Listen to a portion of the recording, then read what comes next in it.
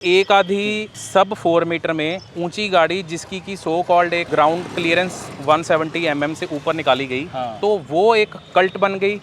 उन गाड़ियों ने 12 से 13,000 से 15,000 नंबर निकालने लगी, तो उस चीज़ ने एक कल्ट बना दिया मार्केट में और लोग उसको ट्रेंड को फॉलो करने, तो वो ट्रेंड बना, गाड़ी ऊंची कर दी, सेंटर ऑफ ग्रेविटी हिल गया। हाँ जी। बहुत सारे इस चीज़ को थोड़ा सा कर पाएंगे, रेलिवेंसी देख पाएंगे कि उसको अब टायर साइज कितना आने लगा, 205 215, बिग, काफी बिग। वेट कितना है, वही 1000 से 1100। बिल्कुल। साइज कितना है, लेंथ कितनी है, सब 4 मीटर। गाड़ी ऊंची कर दी। अब उसको कंपेंसेट कैसे किया गया, बड़े टायर्स और स्टिफ सस्पेंशन के हिसाब से, स्टिफ डैम्पर्स। अच्छा, एक चीज़ की श्योरिटी देता हूँ कि काफ़ी सारे क्वेश्चंस के आंसर्स मिल जाएंगे हमारे व्यूवर्स को, तो दोनों की एक सब्जेक्टिविटी, एक रिलेटिविटी बन जाएगी एक कॉमन ग्राउंड के ऊपर। There is no such car which will tick 10 out of 10 check boxes as per requirement. You have to settle with 7 to 8. Hyundai Tucson and Skoda Karoq 10 out of 10. चलो continue. हाँ ठीक है। मैं amaze पे जाके topic से of track नहीं होना चाहता। मैं वापस आना चाहता हूँ मुनीश जी। तो फ्यूल एफिशिएंसी के लिए स्विफ्ट AMT है हमारे पास, बेलेनो AMT/AGS, ग्लांजा/AGS, और एल्ट्रॉज/AMT भी है। ठीक ठाक पैसों में आ जाता है, जिसमें बेसिकली मैनुअल ट्रांसमिशन ही है, बट कंप्यूटर आपके लिए गियर डाल रहा है, पीछे है गियर बॉक्स, आप अपना आराम से एक्सेलरेट कर रहे हैं। किसको लेना चाहिए AMT? सिटी के, I don't know, you just tell. इसमें भी एक इजी कर देते हैं थोड़ा सा। मतलब एक बंदा अगर पहाड़ों में भी रहता है, गाड़ी ले रहा है, वो 10 लाख खर्च रहा है ऑन रोड, तो AGS वो क्यों ले? अगर आपको सिटी में 2025 इन जून आज की ऑफरिंग के हिसाब से, if you want the best combination of natural speed engine and the gear box, then I really don't suggest to look and go anything above और आगे स्विफ्ट के। Reason is the much fuel efficient Z series engine, क्योंकि इस time पर जो Dzire में same engine आ रहा है। I have met around 10 to 12 taxi owners, fleet owners, good feedback only, they have not picked up the CNG and they have gone for the petrol. They are saying we are getting 23, 24 to 25. I also have good feedback for the Dzire, yes. AMT की beauty क्या है, देखो अब कई बार क्या होता है ना, हर टाइम टेक्नोलॉजी की बात नहीं करनी होती, हर टाइम पर हमें बहुत ज़्यादा एक वेग नहीं होना होता।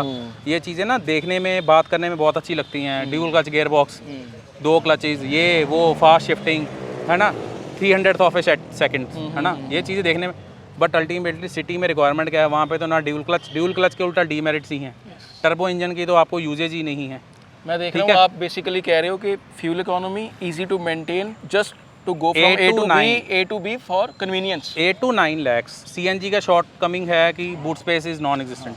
तो if you want anything between city में 18 से 21 और हाईवे पर it is doing 23 24। Seriously? Yes, I am getting from the fleet owners. Okay, there was 7 to 8 Dzires and I was expecting, मैं वो ना दिल्ली के लिए कम्यूट करते हैं रोज वहाँ, मैं उनके पास वैसे ही गया। मैंने कहा यार आपका तो CNG का टैंक होगा, तो how you are managing to put the luggage of the airport जो आप डिटूर कर रहे हो। ये सेट की डिग्गी दिखाई देगा, इट्स ए पेट्रोल। मैं कहा आर यू मैनेजिंग, कहते यार 21 22 23 की दे रही है। अभी हमारे पंजाब में CNG 89 है, है ना, तो it is exactly sitting at the diesel level. तो अगर डीजल पर ही बैठी हुई है, तो अगर CNG पे मुझे 24-25 मिल रही है और अगर पेट्रोल 21-22 निकाल रही है, अब पावर में, लॉन्जिविटी में, बाकी चीज़ों में कॉम्प्रोमाइज़, और सबसे बड़ी बात है बूट स्पेस। देखो बूट स्पेस तो हर एक को चाहिए होता है। मैं ये नहीं कहता कि 500-600 लीटर, एक 300 लीटर के अराउंड 250 से 300 से 350 हर कोई डिजर्व करता ही है। और इसी चीज़ का, क्योंकि जब आप 5 लोग एक सिटी में भी, मैं कहता हूँ दिल्ली के एक एंड से भी दूसरे एंड पे जाना है, तो 1-2 बैग्स आपके पास होते ही हैं। तो एक CNG की शॉर्ट कमिंग है और एक Z सीरीज 3 सिलेंडर। इसी चीज़ का एल्ट्रॉज ने ध्यान रखा है। देखिए एल्ट्रॉज सिलेंडर देके तो आपको थोड़ी सी बूट स्पेस दी है, बूट स्पेस दे दी उन्होंने, ड्यूल सिलेंडर कर दिया उन्होंने। तो AMT, हाँ, CVT का सबसे बड़ा शॉर्टफॉल है fuel efficiency. If fuel efficiency is your concern, but अब AMT की भी ट्यूनिंग अच्छी हो गई है। अच्छा, जो 3-4 साल पहले आते थे, वो जर्की नहीं है अभी, अब वो उतना जर्की नहीं है। It is all about the tuning, it is all, उन्होंने रीट्यून कैसे किया, रिकैलिब्रेट कैसे किया, क्लचेस को लाइट कर दिया उन्होंने, ठीक है। जो ऊपर वॉल्व लगा हुआ था, ऊपर सोलनॉइड वॉल्व लगा हुआ था, वो भी उन्होंने काफ़ी स्मूथ कर दिया है उसको, ठीक है, हाइड्रोलिक कर दिया है। पहले इलेक्ट्रॉनिक एक्चुएटर था, तो वो एक जर्कीनेस है वो कम कर दिया। It is electro hydraulic unit अब। तो अब देखो, मैं ये कहता हूँ कि मैनुअल से तो काफ़ी अच्छा है कि क्लच हट जाए, आपकी लेफ्ट लेग फ्री हो जाए, लेफ्ट एल्बो फ्री हो जाए, तो आप टेक्नोलॉजी को भूल जाओ। क्योंकि ठीक है, मतलब हर टाइम टेक्नोलॉजी के ऊपर बात करनी नहीं बनता। 7-8 लाख में, 9 लाख में एक ख़राब बजट भी नहीं होता और रिस्पेक्ट होनी चाहिए हर एक बजट की, है ना। सही, हाँ जी। अगर आपको फ्यूल एफिशिएंसी मतलब सीधी सी बात है, जैसे आपने i20 की बात करी CVT 10 से 11 रुपये पर किलोमीटर, इसका आप हाफ कर लो। ये अगर 17-18 भी दे गई तो 6 से 7 रुपये और 4 से 5 रुपये पर किलोमीटर बहुत सिग्निफिकेंट नंबर होता है, easy on pocket, which is equals to 6 से 7 हज़ार रुपये पर मंथ। अगर 1000 किलोमीटर भी चल गई सिटी में, मतलब रोज़ की 30 किलोमीटर, हाँ जी, तो अब 8 से 9 लाख में प्राइस सेंसिटिविटी इतनी है कि लोग अगर 70 to 80% EMI पर है तो 3 से 4 लाख रुपए की EMI का पोटेंशियल एक फ्यूल कॉस्ट खा जाती है। Definitely I totally get the point with Maruti cars. Altroz AMT कहाँ बैठती है यहाँ पे, वो किसको लेनी चाहिए? एल्ट्रॉज AMT मुझे ऐसा लगता है कि जिसकी जो सिटी की प्रपोर्शन स्विफ्ट की तरफ ज़्यादा हमने खींची थी, तो अगर वो सिटी से हटकर बाहर है, हाईवे, क्योंकि ना पैसिव सेफ्टी की भी ज़रूरत हमें सिटी में उतनी नहीं पड़ती, क्योंकि हमारी स्लो स्पीड्स पर ऑब्वियसली इम्पैक्ट और बाकी चीज़ें, वहाँ पर डिसेंट एक्टिव सेफ्टी एक डिसेंट पैसिव सेफ्टी से काम चल जाता है सिटी में, क्योंकि वहाँ पर आप मैक्सिमम आप 30 to 40 to 50 to 60 he commute करते हो। स्लो मूविंग ट्रैफिक है। अब ऑब्वियसली अब कई लोग होते हैं दिल्ली में चलना है, गुड़गांव टू नोएडा कर रहे हैं, एक कोने से दूसरे कोने कर रहे हैं, 80 to 90% है, वहाँ पर ये चीज़ें देखने की ज़रूरत नहीं है। जैसे ही प्रोपोर्शन हटा उल्टा कि 30 से 40% सिटी हो गया, 60-70% हाईवे हो गया, वहाँ पर मुझे पैसिव सेफ्टी भी चाहिए, मुझे वहाँ पर मुझे एक्टिव सेफ्टी भी चाहिए, वहाँ पे मुझे चैसी की स्टिफनेस भी चाहिए जो कि मुझे इम्पैक्ट पे बचाएगी। बिल्कुल।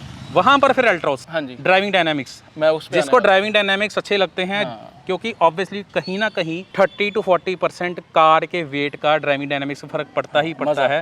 आप 800-900 किलो की गाड़ी के साथ में वो चीज़ें नहीं कर सकते जो आप 1000-1100 किलो की गाड़ी के साथ कर सकते हो। तो एक wait is also a natural balancer of a chassis. So that makes Altroz somewhat superior, ना? Yes, Altroz is any day superior, but as I said कि Hyundai और Altroz का थोड़े fuel rich हैं, तो expect the fuel economy to be 11 to 13 to 14.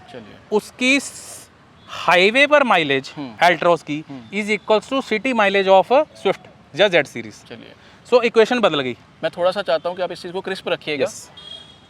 Altroz का एक बार diesel का मैं डिस्कस करना चाहता हूँ, बट उससे पहले आप मुझे बता दीजिए कि जो फेसलिफ्ट आया है उसका डिज़ाइन कैसे लगा? बहुत बढ़िया। एंड एल्ट्रॉस डीजल किसको लेनी चाहिए? क्योंकि मुझे पता क्या है, वो भूल नहीं रहा कि जब मैंने उसका बोनट खोला, वो इंजन की जो लेआउट थी, आई वाज लाइक कि यार ये 10 लाख के नीचे वाली कार की इतनी अच्छी लेआउट, इतना बड़ा इंजन, 4 सिलेंडर, वेल पैक्ड। तो एल्ट्रॉस डीजल किसको लेनी चाहिए? एल्ट्रॉस के लुक्स के क्या आपके ख्याल हैं? उसके बाद लास्ट में i20 मैं टर्बो का भी डिस्कस करना चाहता हूँ। बिल्कुल, i20 टर्बो का पहले डिस्कस कर लें। जरूर जरूर। अब हमने Z सीरीज और AMT का भी डिस्कस कर लिया। एंड आई हैव टू से i20 टर्बो DCT के लिए एंड बोथ मैनुअल, मेरे मन में बहुत रिस्पेक्ट है। मैं स्लाविया, मुझे याद है जब मैंने 3 साल पहले ली थी तो मैंने वो गाड़ी बुक करवाई हुई थी, मैं कोशिश करूंगा स्क्रीनशॉट भी शेयर कर दूंगा। स्लाविया की प्राइसिंग जैसी आई तो मैंने मिड वेरिएंट उसका ले लिया, बट आप ये मान के चलिए कि जितनी भी मैंने सर्च की थी तो शहर के लिए अपनी नीड्स के अकॉर्डिंग अपनी वाइफ के लिए i20 DCT मैंने बुक करवाई थी, which is an excellent product. Continue. i20 DCT, कोई भी DCT ड्राई क्लच के साथ में, जिसका 70 to 80% प्रोपोर्शन सिटी में है। अगर मैं सिटीज़ का डायरेक्ट नाम ले दूँ, दिल्ली NCR, हाँ, बेंगलोर, मुंबई, बेंगलोर, ठीक है, बाकी आप भी एक दो ऐड करते हो, वहाँ पर देखो there is no liking and disliking, but you have to be very bit practical. Practicality से ऊपर you have to be very much rational. मैं मुनीश जी को टोक रहा हूँ, I am extremely sorry for that. देखिए, आपने ट्विटर पे भी देखा होगा, बड़े लोग मुझे ये कहते हैं कि आपका हैंडल का नेम वॉल क्लब है, बट आप लोगों को ब्रेजा ऑटोमेटिक कह रहे हो। Yes, obviously. 7 लोगों को कई बार कहना पड़ता है 10 में से। यार देखो, फर्स्ट टाइम बायर होते हैं, वो गाड़ी नई नई सीखी होती है, शहर में चलानी है, वो भी दिल्ली NCR, जैसे सर ने बोला, बेंगलोर हो गया, कोलकाता हो गया। तो जस्ट बिकॉज के मेरा कुछ गाड़ियों के लिए सॉफ्ट कॉर्नर है तो मैं हर किसी को वो कार नहीं बोल सकता, बिकॉज वो उनके लिए नहीं है। अगर आपकी 50-50 रिक्वायरमेंट भी होगी, 50% हाईवे पे चलानी है, वीकेंड्स पे लंबे ट्रिप आप मारते हो, ऑटोमेटिक चाहिए, तो फिर ऑब्वियसली VAG ग्रुप जैसी कार्स नहीं हो सकती। और हर एक के बजट की रिस्पेक्ट है। बट जैसे मुनीश जी डिस्कस कर रहे हैं कि टर्बो, DCT, ये टेक्नोलॉजीज जो है सुनने में अच्छी लगती हैं, सुनने में भी अच्छी हैं, चलाने में अच्छी हैं, but it is not for everyone. क्या ज़रूरत है उस चीज़ की? हाँ, तो वो बताइए किसको ज़रूरत है फिर? बिल्कुल। तो कहने का मतलब यह है कि थोड़ा सरकास्टिक में बताता हूँ, अगर एक बंदा बुलेट से मर सकता है तो हमें तोप चलाने की ज़रूरत नहीं है। ठीक है, ठीक है मुनीश जी। तो अगर एक सिटी में, मैं आपको बताता हूँ सिटी में बेसिकली क्या चाहिए होता है हर एक चीज़ के लिए, sorry but this is a fact. ये DSG खड़ी है, DSG का या DCT का बहुत बड़ा एक शॉर्टफॉल है लो डिस्प्लेसमेंट इंजन के साथ में, कि वो सिटी में रेव्स अपने ज़्यादा रखते हैं, वो 1700-1800 RPM से नीचे शिफ्ट ही नहीं करते फर्स्ट सेकंड थर्ड में, उसमें टर्बो। वहाँ पर AMT प्लेज द पार्टी। अच्छा, yes, this is fact. This is fact. CVT खींचता है उसको और ऊपर, सीवीटी का पता ही नहीं चलता, वो अपने हिसाब से चलेगा। तो सिटी के हिसाब से this is the baddest choice I can even have. ठीक है, हाँ। Let me be very practical. Crowded traffic. और दूसरी बात है, सिटी में चाहिए क्या होता है, एक डिसेंट गियर बॉक्स जो कि 1300 से 1400 1500 आरपीएम में शिफ्ट कर जाए। दूसरे नंबर पर पावर कितनी चाहिए, 70 से 90 bhp के बीच में इज मोर देन इनफ। अब 70 से 90 bhp में कौन से इंजन आ गए, टाटा का भी आ गया, आपका i20 का भी आ गया, आपका Z सीरीज स्विफ्ट का भी आ गया और बलिनो भी आ गया और होंडा अमेज भी आ गई। These are the excellent choice. I don't need a turbo in the city. Turbo किसके लिए है, obviously nothing can beat the finesse of a dual clutch gear box in semi urban and highways. मैं आपको टोकूं एक चीज़ के लिए, मनीष जी, एक video हमने डाली थी टर्बो वर्सेस नेचुरली एस्पिरेटेड में, जिसमें टर्बो की आप बहुत तरफदारी कर रहे थे, लेकिन आज फिर आप नेचुरली एस्पिरेटेड की कर रहे हैं थोड़ी सी। कोई बात नहीं, उस पर भी आ जाते हैं। जो मैंने एक रैशनल वर्ड बोला था, अब कंसल्टेंसी में लास्ट 1.5-2 साल से मैं क्या देख रहा हूँ, लोगों की 10-10 साल में सिर्फ 50,000 गाड़ी चली है, वो दिल्ली में ही चली है। वहाँ पर बहुत ज़्यादा, जहाँ पर वो कहते हैं कि हम महीने में एक बार निकलते हैं हाईवे पर दिल्ली के बाहर, आगरा की तरफ या कहीं की तरफ, ऐसे ही हाल मुंबई में भी ऐसे ही है, क्योंकि इन सिटीज़ का रेडियस ही इतना ज़्यादा बड़ा है कि वो लोग निकल ही नहीं पाते वहाँ पर। ठीक है, और हमें ना हर चीज़, एक मैंने आपको पहले ही कहा था, ये चीज़ें सुनने में अच्छी लगती हैं। आई एम नॉट सेइंग, मेरा ये मैसेज इस चीज़ का मतलब ये नहीं कि टर्बो इंजन नहीं लेना, बट नीड है, रिक्वायरमेंट है। बिल्कुल, टर्बो उसको लेना है, टर्बो उसको लेना है जिसका कि कम सिटी में मैक्सिमम प्रोपोर्शन है, वो है 50 to 60%। मुनीष जी, एक काउंटर क्वेश्चन है मेरा, जैसे i20 N-Line जो है 3XO MPI टर्बो को, काइलैक टर्बो को ओवरलैप करती है। यस, मैं वैसे ऑफ टॉपिक नहीं होना चाहता जी, मैं ये चाहता हूँ कि आप ये आंसर करें कि फिर भी i20 N-Line किसको लेनी चाहिए। मैं ये नहीं चाहता कि डिबेट हम उसमें ले जाए क्रॉसओवर में, क्योंकि वो टॉपिक है ही नहीं आज का। ठीक, बट अब जैसे मैं अपनी बात करता हूँ, इसमें सब्जेक्टिविटी है, इसमें कोई लॉजिक नहीं है। अब यहाँ पे प्रैक्टिकलिटी एस्पेक्ट भी नहीं है। अच्छा, क्योंकि मुझे बूट स्पेस उतना ही मिलेगा, मुझे लेग रूम भी उतना ही मिलेगा, मुझे फुटप्रिंट उतना ही मिलेगा। अब i20 किसके लिए या वो किसके लिए, मैं ग्राउंड क्लियरेंस की भी अगर बात ना करूँ, I am a car lover, I love to drive. कहीं ना कहीं मैं ट्रिपल जेटेड स्पीड्स मैं करता हूँ कहीं ना कहीं पे। ठीक है, वहाँ पर एक सो कॉल्ड SUVs और वहाँ पे उनके धागे खुलते हैं, तो कुछ भी कर लो आप, जो एक वर्टिकल मूवमेंट है वो रहेगी ही रहेगी, लैटरल मूवमेंट जो हम बोलते हैं, ठीक है, वो सभी के साथ में है। सीधी सी बात है, अगर मैं टाइगन और वर्टस की बात करूँ तो बहुत फर्क है दोनों का ड्राइविंग डायनेमिक्स में, बहुत फर्क है। बैक टू बैक मैंने नेटरेक्स पे जब कुशाक और स्लाविया चलाई, then only I got to know कि भाई बहुत फर्क है, बहुत फर्क है। सेडान इज सेडान यार। आंसर आप मिल गया होगा काफियों को, देखा ना, वही डायरेक्ट आंसर देने से अच्छा कि इनडायरेक्ट आंसर दो। मुझे अगर एक फन टू ड्राइव हैचबैक चाहिए होगी, मुझे ग्राउंड क्लियरेंस से कोई फर्क नहीं पड़ता। और वैसे भी अगर मैं 10-15 साल से बात करूँ, रोड्स अब अच्छे हैं काफ़ी, टायर 1 सिटी और टायर 2 सिटीज़ में अच्छे हैं, कनेक्टिविटी अच्छी है, तो और वैसे भी ये सेगमेंट सदाबहार सेगमेंट रहा है हैचबैक और सेडान्स का, बिल्कुल। तो ऐसी कोई इतनी मारोमार नहीं हुई है कि लोगों की गाड़ियाँ टूट गई नीचे से। हमने देखा कितनी की चल रही है, ये भी चल रही है 160-170, इसका तो DSG बहुत नीचे मैं चला रहा हूँ, बारिश में भी चला के आया हूँ अभी, है ना। तो अगर I really want a fun to drive car, अगर मुझे एक वेल प्रोपोर्शन, क्योंकि सो कॉल्ड SUV सब 4 मीटर लेना और हैचबैक लेने से I will any day pick the hatchback, ठीक है। Naturally balanced chassis, length 4 metre, उसी हिसाब से हाइट, उसी हिसाब से ग्राउंड क्लियरेंस, उसी हिसाब से विड्थ, सही, that makes it a naturally balance chassis. उसके एट्रीब्यूट्स वो नेचुरली आ चुके हैं, उसके लिए मुझे सस्पेंशन स्टिफ करने की ज़रूरत नहीं है, मैं सस्पेंशन को सॉफ्ट भी कर सकता हूँ। I can do it triple digit speed very easily. वहीं पर जब बात आ जाती है, आपने आप कहा कि 3XO सोनेट और ये सब, कुछ भी कर लो, अच्छा, कोई भी सस्पेंशन लगा लो, चाहे आप गैस फील्ड शॉकर लगा लो। मैंने लोगों को कुशैक और टाइगन पे गैस फील्ड शॉकर, बट वो वर्टिकल मूवमेंट रही नहीं, मेरा वो टेस्ट नहीं है, बस सीधी सी बात। सबसे स्पेशल प्रोडक्ट पे आना चाहता हूँ, बिकॉज स्पेशल इसलिए बिकॉज इट्स यूनिक। हाँ, diesel Altroz 4 cylinder 200 Nm torque, yes, 8.99 lakh, 6 airbags as standard. मेरी पिक है ये। किसको लेनी चाहिए? पहली बात है किसको नहीं लेनी। अच्छा बताइए। जिसकी 70-80% सिटी में है, अच्छा, नहीं लेना। इसमें मनीष जी डेफ वाला मसला नहीं है, एड ब्लू नहीं पड़ता इसमें। एड ब्लू की बात है, बट DPF तो है ना। DPF है, डेफ होता तो अच्छा होता। अच्छा, डेफ होता तो अच्छा होता। अच्छा, वो डेफ से SCR जिसको हम सिलेक्टिव कैटालिटिक रिडक्शन बोलते हैं, तो डेफ जिसको हम एड ब्लू सोल्यूशन बोलते हैं, अगर होता तो अच्छा होता। अच्छा। अब SCR नहीं है, सिलेक्टिव कैटालिटिक रिडक्शन नहीं है, तो ओनली बचा DPF। तो DPF जब सूखा, ठीक है, सिटी में 60-70% अगर आपकी यूजेज है, वहाँ पर diesel is a big no. जिसकी 1000-1500 से कम है और स्ट्रिक्टली बम्पर डुम्पर चल रही है, मैं लिटरली इस पे बात ही नहीं करूंगा कि वो है किस लिए, मैं लिटरली इस चीज़ पर बोलूंगा कि किसके लिए नहीं है।